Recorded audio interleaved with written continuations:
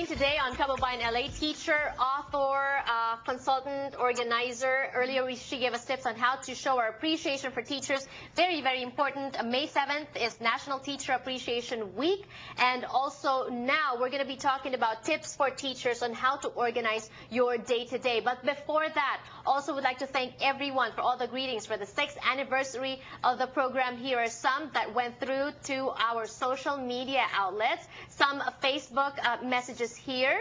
This is a Facebook message to Kababayan LA 18. So Kababayan LA actually has an official Facebook page. So please like us. I know all of you are on Facebook. So lagi po akong nanonood ng programa and all that. Also, I have an official fan page as well, facebook.com/JanelleSoOfficial. And here is just a lovely, lovely message. Thank you so much. You may also follow me on Twitter. That's twitter.com/JanelleSo. And here are some of the tweets as well.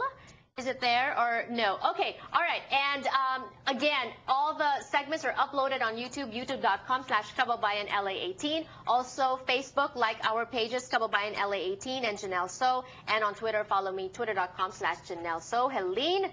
Yes. Advice for teachers. Sure.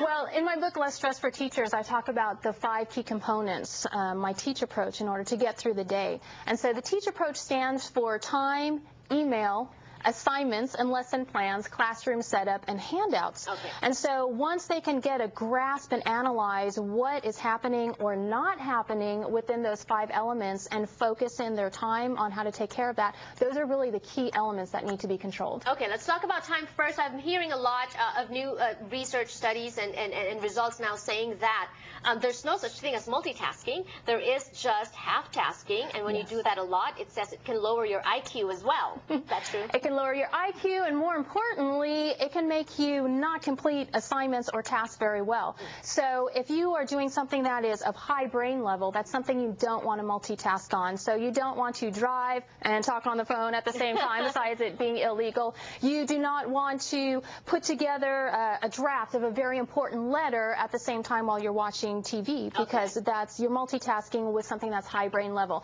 You can multitask with low brain level, so you can watch TV while you are shredding papers during the commercials. Those are both low brain functions. What about some people I know, even students, they function better doing homework while listening onto something? We get into a rhythm when we're listening to music, so that's fine if you're working on a little bit of homework, but the trouble with students becomes that you are not allowed to listen to that music during a test, especially a standardized test, so you don't want to get into the habit of always relying on that sound rhythm going along with your work. So it's okay if you do it sometimes, but you need to stop and also practice without the music so you don't get into that habit, you don't rely on it. Wow, learning a lot from Helene today on the show. She wrote a book, and that is called Less Stress for Teachers. Would you say that this book is only for teachers? Who should buy the book? I would say anybody with a time management issue, because I have had business people who have read that time section. They said, oh my goodness, this is exactly what I needed. So it's not exactly light reading that you do right before you go to bed, because it's like sitting in on one of my organizing sessions, going through the coaching and asking yourself some really tough questions. But if you're willing to come up with the answers, you'll be able to make the changes that you need to make life better. What do you think is the best advice that you can give teachers out there, having been through that 11 years teaching yourself? What would be the advice to them right now? I would say hang on to your passion. You've got to focus on what caused you to become a teacher. Focus on the positive, because part of this is also mindset. If you let yourself get down with all the little pokes and prods that other people try to bring into your day, that's going to bring you down. So it's really important to stay positive and stay focused on your passion. What do you think is the biggest struggle for teachers out there? What is the thing that really gets them down? Well, the number one cause for teachers leaving the classroom has been shown to be a lack of support. So it's not the low pay. Obviously, pay would be nice.